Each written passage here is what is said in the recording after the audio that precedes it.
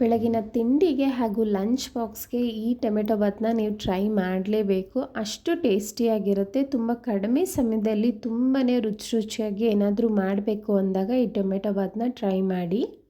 V kitchen ಕನ್ನಡಗೆ ಯಾರೆಲ್ಲ subscribe ಆಗಿಲ್ಲ subscribe ಮಾಡಿ. ಈಗ ಒಂದು ಪಾತ್ರೆಗೆ ಇಲ್ಲಿ 2 ಗ್ಲಾಸ್ ಆಗುವಷ್ಟು ಸೋನಾ ಮಸೂರಿ ಅಕ್ಕಿ ತೊಗೊಂಡಿದ್ದೀನಿ. ಇದೇ ಗ್ಲಾಸ್ ಅಳತೆಯಲ್ಲಿ ಇದನ್ನು ತೊಳೆದು ಪಕ್ಕಕ್ಕೆ ಇಟ್ಕೊಳ್ಳಿ. ಈಗ ಒಂದು ಮಿಕ್ಸಿ ಜಾರ್ಗೆ ಒಂದು ಸ್ವಲ್ಪ ಕಾಯಿ, 2 ಇಂಚು ಶುಂಠಿ, 15 ಎಸಳು ಬೆಳ್ಳುಳ್ಳಿ, 3 ಹಸಿಮೆಣಸಿನ್ಕಾಯಿ, 1 ಟೊಮೆಟೊ, ಅರ್ಧ ಹಿಡಿಯಾಗುವಷ್ಟು ಪುದೀನ, ಒಂದು ಸ್ವಲ್ಪ ಕೊತ್ತಂಬರಿ ಸೊಪ್ಪು ಇವೆಲ್ಲವನ್ನು ನುಣ್ಣಗೆ ರುಬ್ಬಿ ಪಕ್ಕಕ್ಕೆ ಇಟ್ಕೊಳ್ಳೋಣ. ಈಗ ಕುಕ್ಕರ್ ಇಟ್ಟು ಸ್ಟವ್ ಹಚ್ಚಿ ಒಂದು 7 ರಿಂದ 8 ಸ್ಪೂನ್ ಆಗುವಷ್ಟು ಎಣ್ಣೆ, 1 ಹಸಿಮೆಣಸಿನ್ಕಾಯಿ, ಅರ್ಧ ಸ್ಪೂನ್ ಸೋಂಪು, 1 ಪಲಾವ್ ಎಲೆ, 1 ಏಲಕ್ಕಿ ಹಾಕ್ಕೊಂಡಿದ್ದೀನಿ. 30 ಸೆಕೆಂಡ್ ಲೋ ಫ್ಲೇಮಲ್ಲೇ ಫ್ರೈ ಮಾಡಿ ಆ ಫ್ಲೇವರ್ ಎಲ್ಲ ಬಿಟ್ಕೊಳ್ಳುತ್ತೆ. ಅನಂತರ 1 ಮೀಡಿಯಮ್ ಸೈಜ್ ಈರುಳ್ಳಿನ ತೊಗೊಂಡಿದ್ದೀನಿ. ಉದ್ದುದ ಕಟ್ ಮಾಡಿ ಇದನ್ನು ಒಳ್ಳೆ ಗೋಲ್ಡನ್ ಬ್ರೌನ್ ಬರೋವರೆಗೂ ಫ್ರೈ ಮಾಡ್ಕೊಳ್ಳೋಣ. 1 ರಿಂದ 2 ನಿಮಿಷ. ಡೀಪ್ ಫ್ರೈ ಮಾಡಿದಷ್ಟು ಈರುಳ್ಳಿ ತುಂಬಾ ಚೆನ್ನಾಗಿರುತ್ತೆ.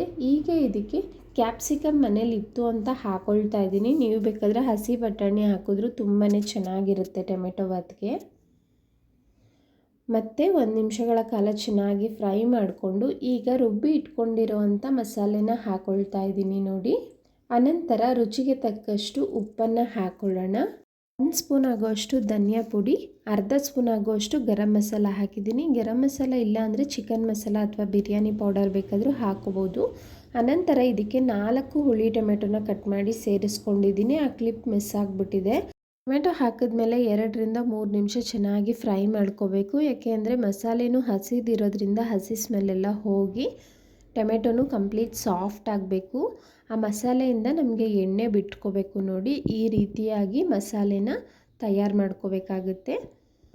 ಒಂದು 2 ನಿಮಿಷ ಬಿಟ್ಟರೆ ನಿಮ್ಗೆ ಈ ರೀತಿ ಎಣ್ಣೆ ಎಲ್ಲ ಬಿಟ್ಕೊಂಡಿದೆ ನೋಡಿ. ಈಗ ಅಕ್ಕಿ ಯಾವ ಗ್ಲಾಸಲ್ಲಿ ತೊಗೊಂಡಿದ್ನೋ ಅದೇ ಗ್ಲಾಸಲ್ಲಿ 2 ಗ್ಲಾಸ್ ಅಕ್ಕಿಗೆ 4 ಗ್ಲಾಸ್ ನೀರು ಹಾಕ್ಕೊಳ್ತಾ ಇದ್ದೀನಿ ಇಲ್ಲಿ.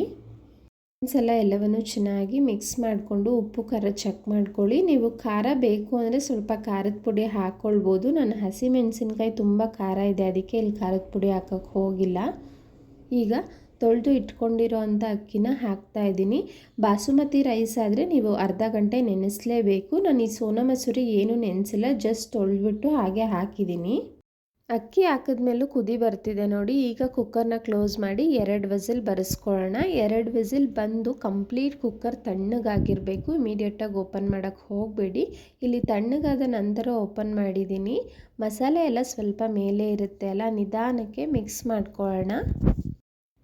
ಟೇಸ್ಟ್ ಅಂತೂ ತುಂಬಾ ಚೆನ್ನಾಗಿ ಬಂದಿತ್ತು. ಹಲವಾರು ರೀತಿ ಮಾಡ್ಬೋದು, ಅದರಲ್ಲಿ ಇದೊಂದು ವಿಧಾನ ನನ್ನ ಫೇವ್ರೆಟ್ ಅಂತಲೇ ಹೇಳ್ಬೋದು. ತುಂಬ ಪರ್ಫೆಕ್ಟಾಗಿತ್ತು ಉಪ್ಪು ಖಾರ ಎಲ್ಲ. ನಾನು ಹಲವಾರು ರೀತಿಯ ಲಂಚ್ ಬಾಕ್ಸ್ ಡೈಲಿ ಅಪ್ಲೋಡ್ ಮಾಡ್ತಾಯಿದ್ದೀನಿ. ಇಂಟ್ರೆಸ್ಟ್ ಇರೋರು ಚೆಕ್ ಮಾಡಿ.